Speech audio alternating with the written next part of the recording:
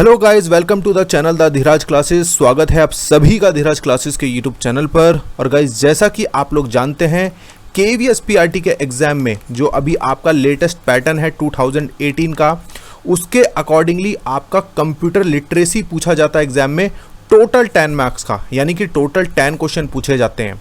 और अभी हम 21वीं सदी में हैं and computer is the requirement of the present scenario. अगर आप केंद्रीय विद्यालय में पढ़ाने के लिए आते हैं तो आपको स्मार्ट बोर्ड से पढ़ाने का मौका मिलता है और कई बार इंटरव्यू क्वेश्चन कंप्यूटर से रिलेटेड भी कर लेते हैं। तो चलिए बिना किसी देरी के शुरुआत करते हैं अपनी क्लास को। बिल्कुल बेसिक से आपको शुरुआत करेंगे, बिल्कुल बेसिक से कि कंप्यूटर क्या होता है, और साथ के साथ जो भी प्रैक्टिकल्स हैं वो भी आपको करके यहाँ पे दिखाएंगे। ठीक है, चलिए फर्स्ट क्वेश्चन हम लेते हैं। 1 KB is equal to 1 KB dash के बराबर होता है। कितने के बराबर होता है आपको बताना है। 1000 बाइट, 1024 बाइट, 1 मेगाबाइट या फिर नन ऑफ द अबाव। तो देखिए आपको सिंपल सी चीज़ बताता हूँ। आपने ये सारी यूनिट सुनी होंगी, मिलीमीटर, ठीक है, सेंटीमीटर, मीटर, किलोमीटर। ये सारी चीज़ें हम लेंथ को मेज़र करने के लिए करते हैं। और बाइट्स, किलोबाइट्स, मेगाबाइट्स, गीगाबाइट्स, ये सारी डिजिटल इंफॉर्मेशन को मेजर करने के लिए जो यूनिट्स हम यूज़ करते हैं वो हैं बाइट्स, किलोबाइट्स। तो आपको बताना है 1 KB कितने के इक्वल होता है। ये होता है आपके 1024 बाइट्स के। अब इस चीज़ को आप यहाँ पर अच्छे से समझ लीजिए। ये क्या होती है? Units of measure for digital information, digital information को मेजर करने के लिए। अब 1 kilobyte is equal to 1024 byte, 1 megabyte is equal to 1 MB, जिसे हम कह सकते हैं 1024 KB, 1 गीगाबाइट किसके बराबर होगा? 1024 MB के, 1 टेराबाइट 1024 GB। तो ये सारी चीज़ें जो हैं आपको पता होनी चाहिए। इनका अगर आपको ऑर्डर पता है KB, MB, GB, TB, PB, तो आपको ये हमेशा याद रहेंगी। ठीक है जी, चलिए चलते हैं अपने नेक्स्ट क्वेश्चन पे, क्वेश्चन नंबर 2 पे। क्या पूछ रहे हैं आपसे? What is the full form of CPU? CPU का पूर्ण रूप क्या है? तो ऑप्शंस आपके हैं central processing unit, control processing unit, control principal unit या फिर ऑल ऑफ द अबव। तो देखिए CPU होता क्या है? CPU is the brain of the computer. Computer का जो ब्रेन होता है वो क्या होता है? वो CPU होता है। और इसकी फुल फॉर्म क्या है? Central processing unit. दोबारा बता देते हैं, CPU is the brain of the computer. यही है, कंप्यूटर का ब्रेन क्या होता है? CPU होता है। और ये 3 चीज़ों से मिलकर बनता है। कौन कौन सी? कई बार आपको 2 चीज़ कहते हैं, कई बार आपको 3 चीज़। पहली चीज़ होती है आपकी अर्थमेटिकल लॉजिकल यूनिट, ALU जिसे हम कह देते हैं। सेकंड है आपकी कंट्रोल यूनिट, ठीक है। और थर्ड आपकी जो आपकी मेमोरी होती है, यानी स्टोरेज होती है। तो ये 3 चीज़ों से बनता है। अब इस चीज़ को आप यहाँ पर समझ लीजिए। CPU क्या है? CPU is the central processing unit. जो काम क्या करता है? जो भी इंस्ट्रक्शंस हैं, इंफॉर्मेशंस हैं, उनको रिट्राइव करता है, उनको एग्जीक्यूट करता है। ठीक है जी। और ये चीज़ मैंने अभी आपको बताई, CPU is considered as the brain of the computer. And third thing, इसके 3 कंपोनेंट्स हैं। कौन कौन से? मेमोरी और स्टोरेज यूनिट, कंट्रोल यूनिट और ALU, अर्थमेटिक लॉजिकल यूनिट। इन तीनों के बारे में हम आगे बात करेंगे। ठीक है जी, चलिए आगे बढ़ते हैं अब हम। और एक चीज़ और, इनपुट यूनिट और आउटपुट यूनिट, ये भी हम आगे डिस्कस करेंगे। चलिए चलते हैं अब अपने नेक्स्ट क्वेश्चन पे, क्वेश्चन नंबर 3 पे। क्या पूछ रहे हैं? URL stands for. URL का मतलब क्या होता है? आप सभी ने सुना होगा URL। आप सभी को पता है हमारा एक टेलीग्राम चैनल है, और टेलीग्राम चैनल के साथ साथ हमारा एक ग्रुप भी है, जिसमें मैं जो हमारी वीडियोस आती हैं उनके लिंक शेयर करता हूं। क्योंकि कई बार बच्चों को पता नहीं होता कि वीडियोस आ गई हैं। तो वीडियोस का जो लिंक होता है उसको हम कहते हैं URL। अब आपको इसकी फुल फॉर्म बतानी है। और एक चीज़ और, URL होता क्या है?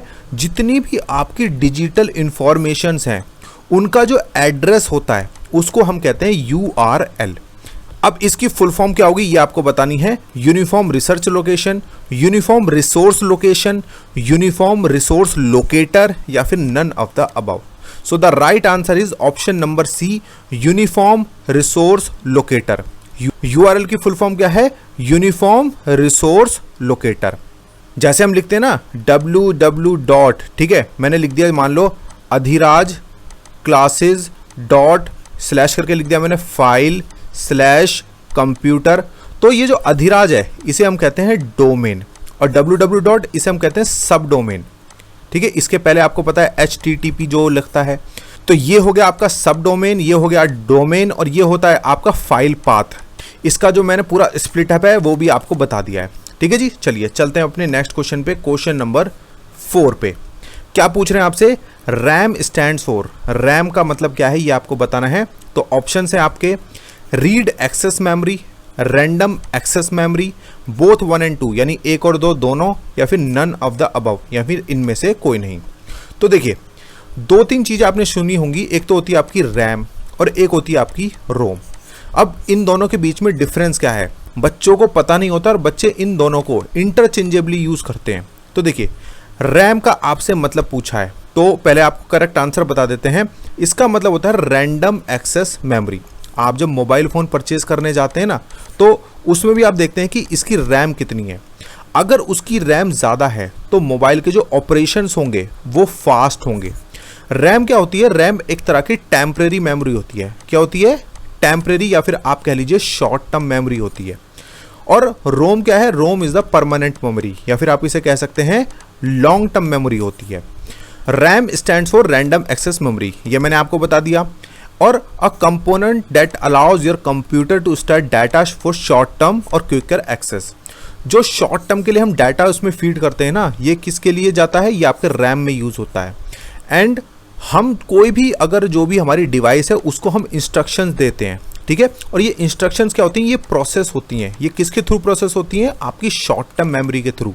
और अगर आपकी रैम ज़्यादा है कंप्यूटर की या मोबाइल की, तो उसकी स्पीड पर भी फ़र्क पड़ेगा, ठीक है। सिस्टम की जो परफॉर्मेंस है उसके ऊपर फ़र्क पड़ेगा, ठीक है जी। चलिए चलते हैं अपने नेक्स्ट क्वेश्चन पे, क्वेश्चन नंबर 5 पे।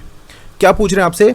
Which of the following is the example of input device. निम्नलिखित में से कौन इनपुट डिवाइस का एक एग्जाम्पल है, ये आपको बताना है।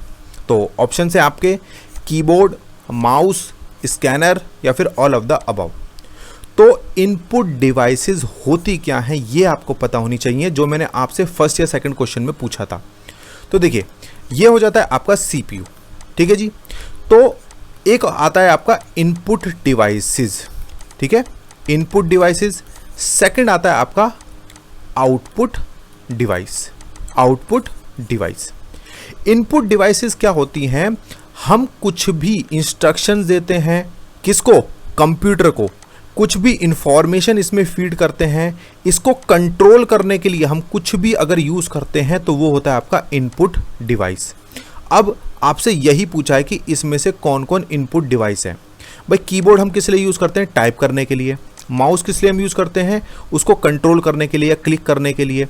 स्कैनर, कोई भी पीस ऑफ पेपर है उसे हम स्कैन करके कंप्यूटर में फीड कर सकते हैं। यानी ये तीनों चीज़ें हम किस लिए यूज़ करते हैं? कंप्यूटर में डाटा को फीड करने के लिए या फिर इंफॉर्मेशन को प्रोसेस करने के लिए। तो इसका करेक्ट आंसर क्या होगा? All of the above. अब ये सारी चीज़ों को आप यहाँ पे भी समझ लीजिए। An input device is essentially a piece of instrument or hardware that allows the user to provide the data, information और control instruction। ठीक है जी। डाटा के लिए, इंफॉर्मेशन देने के लिए, कंट्रोल करने के लिए, ये सब चीज़ें क्या होती हैं? इनपुट डिवाइसेस कहलाती हैं। इनके एग्जाम्पल देखिए, keyboard, mouse, scanner, camera, joystick and microphones. ठीक है। अब देखिए यहाँ से आपको पता चलेगा माइक्रोफोन हम किस लिए यूज़ करते हैं? अपनी वॉइस को रिकॉर्ड करने के लिए। और जब हमें इसका आउटपुट चाहिए तब हम क्या यूज़ करेंगे? वो होगा आपका स्पीकर्स, ठीक है। तो स्पीकर्स क्या है? एक तरह की आउटपुट डिवाइस है। समझ गए आप? चलिए चलते हैं अपने नेक्स्ट क्वेश्चन पे, क्वेश्चन नंबर 6 पे आ गए हम। बहुत अच्छा क्वेश्चन है। Monitor is an dash device. Monitor एक डैश डिवाइस का एक एग्जाम्पल है, ये आपको बताना है कौन सा होगा। इनपुट डिवाइस है क्या मॉनिटर? आउटपुट डिवाइस है? स्टोरेज डिवाइस है? या फिर साउंड डिवाइस है? तो देखिए मॉनिटर होता क्या है? जो भी आपके स्क्रीन पर जो भी चीज़ें विजिबल होती हैं उसे हम कहते हैं मॉनिटर। अब मान लीजिए मैंने कीबोर्ड से यहाँ पे ए टाइप किया, ए फॉर अधिराज क्लासेस, तो ये विजिबल कहाँ पे होगा? आउटपुट कहाँ पर आएगा इसका? वो स्क्रीन पर आएगा। मॉनिटर क्या है? एक आउटपुट डिवाइस है। क्या है? एक आउटपुट डिवाइस। समझ गए आप इनपुट डिवाइस और आउटपुट डिवाइस में डिफरेंस? ये बहुत पूछे जाते हैं 1 मार्क्स में एग्जाम में, ठीक है जी। चलिए क्या पूछ रहे हैं? CPU कंसिस्ट ऑफ, CPU किस किस से मिलकर बनता है? तो देखिए CPU के अभी मैंने आपको 3 पार्ट बताए थे या 3 कंपोनेंट बताए थे। क्या कहते हैं आपके? एक तो था आपका ALU, सेकंड था आपका CU कंट्रोल यूनिट, और थर्ड क्या था आपका? जो आपकी मेमोरी होती है।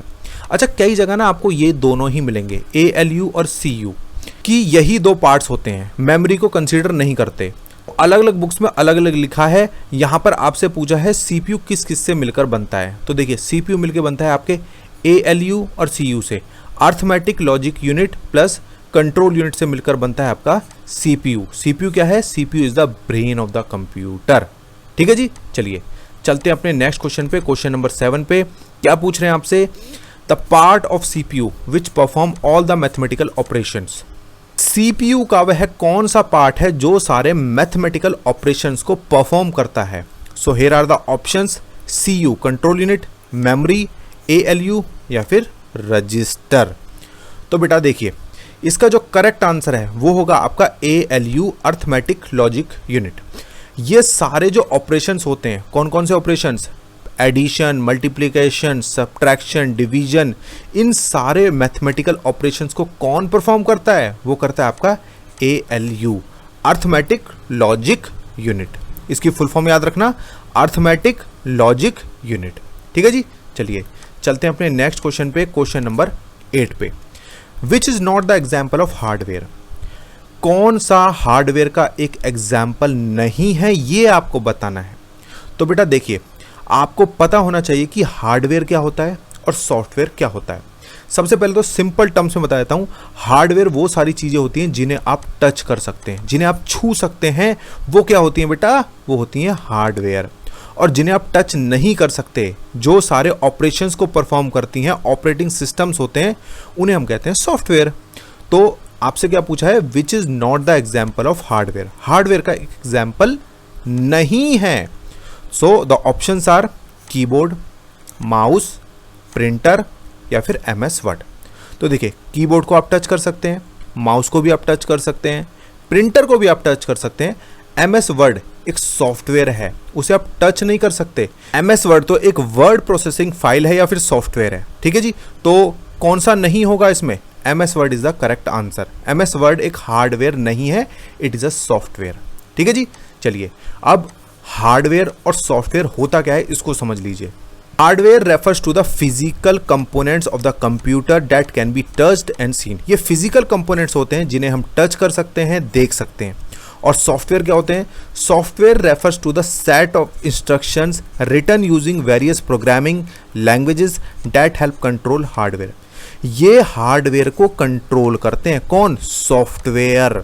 कैसे कंट्रोल करते हैं? मान लो आपको किसी चीज का प्रिंट लेना है, ठीक है, वो आपके कंप्यूटर में है, तो आप किसकी कमांड देंगे? आपने कमांड दी Ctrl+P, यानी कि प्रिंट निकल के आएगा। प्रिंट कहाँ से निकलेगा? आपके हार्डवेयर से निकलेगा। तो सॉफ्टवेयर क्या करते हैं? इसको कंट्रोल करते हैं। ठीक है जी, अब hardware wears out over time. Hardware जो होते हैं ना, समय के साथ खराब हो जाते हैं। आपके माउस हैं, कीबोर्ड हैं, कीबोर्ड को आप बहुत ज़्यादा प्रेस करते हैं तो खराब हो जाएगा। सॉफ्टवेयर क्या होते हैं? सॉफ्टवेयर बहुत जल्दी खराब नहीं होते हैं, बल्कि अफेक्ट होते हैं किस चीज़ से? बग से और ग्लिचेस से, या फिर आप कह लीजिए जो वायरसेस होते हैं इनको अफेक्ट करते हैं। And hardware is the tangible, उनको आप छू सकते हैं। एंड सॉफ्टवेयर इनटेंजिबल होते हैं, आप इन्हें छू नहीं सकते। और इनके एग्जाम्पल्स भी देख लीजिए, keyboard, mouse, monitor, RAM, ROM, CPU, ये सारे हार्डवेयर्स हैं। और सॉफ्टवेयर क्या आपके? Window OS, Linux, Word, Excel, PowerPoint, ये क्या है आपके? सॉफ्टवेयर्स हैं। तो आई थिंक सभी को ये डिफरेंस क्लियर हो गया होगा कि हार्डवेयर क्या होते हैं, सॉफ्टवेयर क्या होते हैं, और उनके एग्जाम्पल से आप अच्छे से समझ गए होंगे। ठीक है जी, चलिए चलते हैं अपने नेक्स्ट क्वेश्चन पे, क्वेश्चन नंबर 9 पे। क्या कह रहे हैं आपसे? The list of coded instruction in computer is called.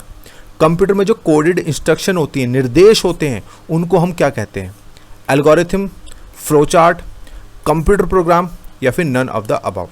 तो देखिए, जो भी आपके कोडेड इंस्ट्रक्शंस होते हैं जिनसे हम अपने हार्डवेयर को कंट्रोल करते हैं, उन्हें हम क्या कहते हैं? Computer program. क्या कहते हैं? Computer program. क्या होते हैं? जिनमें कोडेड इंस्ट्रक्शंस दी गई होती हैं, सेट ऑफ इंस्ट्रक्शंस होते हैं, और उन्हीं के थ्रू आपका प्रोग्राम बनता है और यह हार्डवेयर को कंट्रोल करते हैं। ठीक है जी, चलिए चलते हैं अपने नेक्स्ट क्वेश्चन पे, क्वेश्चन नंबर 10 पे। बहुत इजी सा क्वेश्चन है। अगर आपने कीबोर्ड देखा तो आसानी से इसका आंसर बता पाएंगे, क्योंकि आप कीबोर्ड तो मोबाइल में भी यूज करते हैं। अब क्या पूछ रहे हैं आपसे? How many arrow keys are there in keyboard. Keyboard में एरो कीज कितनी होती हैं, ये आपको बताना है। So the options are 1, 2, 3 and 4। तो देखिए, 4 ही होती हैं। एक अपवर्ड, एक डाउनवर्ड, एक राइटवर्ड, एक लेफ्टवर्ड, तो फिर क्या ऑप्शन हो गया? Option D is the correct. समझ गए आप?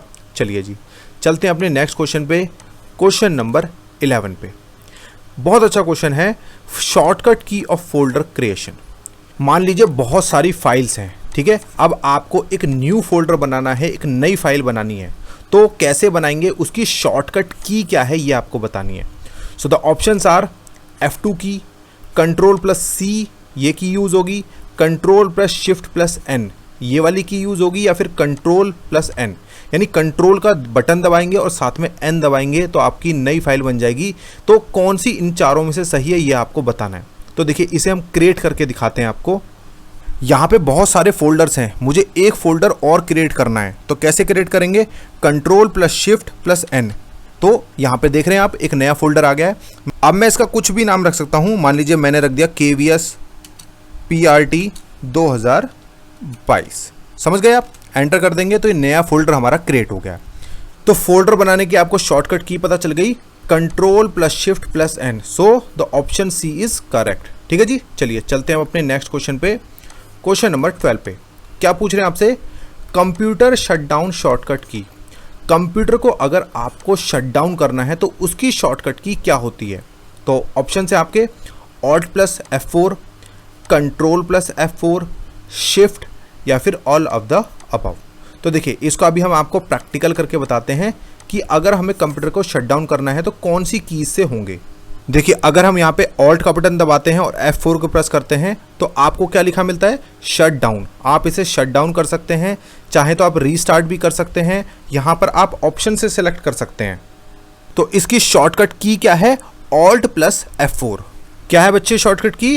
Alt+F4। ठीक है जी, चलिए चलते हैं अपने नेक्स्ट क्वेश्चन पे, क्वेश्चन नंबर 13 पे। क्या पूछ रहे हैं आपसे? कंप्यूटर रिफ्रेश शॉर्ट की। कंप्यूटर को रिफ्रेश करने के लिए शॉर्टकट की क्या है ये आपको बतानी है। सो ऑप्शन है आपके F4 की, F5 की, F6 या फिर F7। तो देखिए, आप F5 की को अगर प्रेस करते हैं तो जो भी आपकी एक्टिव विंडो है उसे आप रिफ्रेश कर सकते हैं।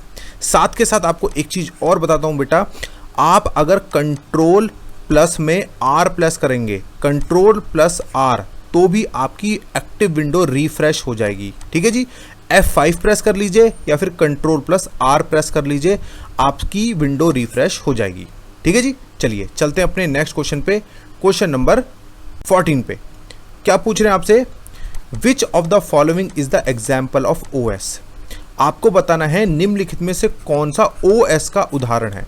अब OS क्या होता है? ये OS means operating system. OS का उदाहरण क्या है ये आपको बताना है। विंडोज़, लाइनक्स, MS-DOS या फिर ऑल ऑफ द अबव। तो देखिए बच्चे, अभी मैंने आपको बताया जितने भी आपके OS होते हैं, ऑपरेटिंग सिस्टम होते हैं, वो सारे आपके सॉफ्टवेयर्स होते हैं। और ये सारे कैसे होते हैं? ये आपके इंटेंजिबल होते हैं, यानी आप इन्हें छू नहीं सकते। और ये कौन कौन से होते हैं? ये विंडोज़, लाइनक्स, MS-DOS, ये सारे ही आपके सॉफ्टवेयर्स हैं, ऑपरेटिंग सिस्टम्स हैं। तो करेक्ट आंसर क्या होगा? All of the above.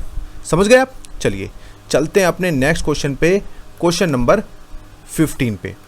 क्या कह रहे हैं? What is the use of Ctrl+Z। Ctrl+Z का उपयोग क्या है ये आपको बताना है। बहुत अच्छा क्वेश्चन है। किस लिए यूज करते हैं हम? कॉपी करने के लिए, या फिर for changing the font size, font size को चेंज करने के लिए, फॉर अंडू, अंडू यानी कि कोई काम पहले जैसा था उसे वैसा ही करने के लिए, या फिर डिलीट करने के लिए। तो इसका देखिए हम आपको प्रैक्टिकल करके दिखाते हैं। देखिए, जैसे यहाँ पर हमने लिखा है मिशन KVS PRT 2022, ठीक है, तो मैं 2022 को हटा देता हूँ। ठीक है, अब मुझे इसे पहले जैसा करना है। ठीक है, तो Ctrl+Z अगर मैं दबाता हूँ तो क्या होगा? ये 2022 दोबारा आ गया, यानी इसे हम किस लिए यूज़ करते हैं? इसे हम यूज़ करते हैं अंडू करने के लिए। तो Ctrl+Z का यूज़ क्या है? फॉर अंडू, यानी पूर्ववत करने के लिए, जैसा पहले था उसे वैसा ही करने के लिए हम Ctrl+Z का यूज़ करते हैं। ठीक है जी, चलिए 16 क्वेश्चन पे आ गए हम। बहुत ईजी सा क्वेश्चन है ये। What is the use of Shift+Delete। Shift के साथ अगर हम डिलीट प्रेस करते हैं तो क्या होगा? For permanent delete, for temporary delete, for backup, या फिर नन ऑफ द अबव। तो देखिए, मान लीजिए आपने कोई फोटो किसी भी कंप्यूटर में रखा है, अगर आप सिंपली डिलीट का बटन प्रेस करते हैं तो वो फाइल परमानेंट डिलीट नहीं होती है, वो चली जाती है आपकी रिसाइकल बिन में। आप उसे वहाँ से रीस्टोर कर सकते हैं या फिर कोई भी रीस्टोर कर सकता है। आप अगर साइबर कैफ़े पे जाते हैं तो आपको हमेशा ये याद रखना चाहिए, अगर आपकी कोई पर्सनल फाइल वहाँ पर आपने डाउनलोड की है तो उसे शिफ्ट प्लस डिलीट दबा के परमानेंट डिलीट कर दीजिए। वो रिसाइकल बिन में नहीं जाएगी, परमानेंट वहाँ से डिलीट हो जाएगी। ठीक है, तो 16 का करेक्ट आंसर क्या है? Option A, for permanent delete. ठीक है जी, चलिए चलते हैं अपने नेक्स्ट क्वेश्चन पे, क्वेश्चन नंबर 17 पे। बहुत अच्छा क्वेश्चन है, आपको बताना है ईमेल स्टैंड्स फॉर, ईमेल का मतलब क्या है ये आपको बताना है। Eject mail, enter mail, electronic mail या फिर ऑल ऑफ द अबव। देखिए ईमेल की जो फुल फॉर्म होती है वो होती है आपकी इलेक्ट्रॉनिक मेल। जो भी आप फॉर्मेशन भेजते हैं तो वो थ्रू किसके भेजते हैं आप? इलेक्ट्रॉनिक मेल के थ्रू। तो ईमेल की करेक्ट फॉर्म क्या है? Full form electronic mail. ठीक है जी, चलिए चलते हैं अपने नेक्स्ट क्वेश्चन पे। Control plus C used for, control plus C किस चीज़ के लिए यूज़ किया जाता है ये आपको बताना है। ये शॉर्टकट की किस लिए यूज़ होती है? बहुत सिंपल है, आपने यूज़ की भी होगी। कट करने के लिए, कॉपी करने के लिए, पेस्ट करने के लिए या फिर नन ऑफ द अबाउ। तो देखिए कोई भी मान लीजिए लाइन लिखी है, मान लीजिए अभी हमने लिखी थी ना मिशन केवीएस पीआरटी 2022, मान लीजिए ये लाइन मैंने वर्ड में लिखी हुई है। अगर मैं पहले से सिलेक्ट कर लेता हूँ और साथ में अगर मैं प्रेस करता हूँ कंट्रोल सी, तो ये वहाँ पर कॉपी हो जाएगी। यानी अब मैं इसे जहाँ पर कॉपी करना चाहूँ वहाँ पे कर सकता हूँ। फिर एक चीज़ और याद रखना इसके साथ में, कंट्रोल प्लस में वी, वी इसलिए हम प्रेस करते हैं जहाँ पर मुझे पेस्ट करना है। मान लीजिए मुझे ठीक इसके नीचे पेस्ट करना है, तो मैं नीचे एरो लेके आया, मैंने कंट्रोल प्लस वी प्रेस किया, यहाँ पे आ जाएगी। कंट्रोल प्लस वी प्रेस किया, यहाँ पे आ जाएगी। चलो आपको प्रैक्टिकल करके दिखाता हूँ। देखिए मान लीजिए आपने इसे सिलेक्ट कर लिया, तो पहले आप क्या करेंगे? कंट्रोल सी, यानी ये सिलेक्ट हो गया। अब आप इसे जहाँ पर भी पेस्ट करना चाहते हैं तो आप क्या करेंगे? कंट्रोल प्लस वी, ये आ गया कंट्रोल प्लस वी, यानी कि ये पेस्ट हो गया। आप जहाँ पर पेस्ट करना चाहते हैं आप इसे वहाँ पर पेस्ट कर सकते हैं। समझ गए आप?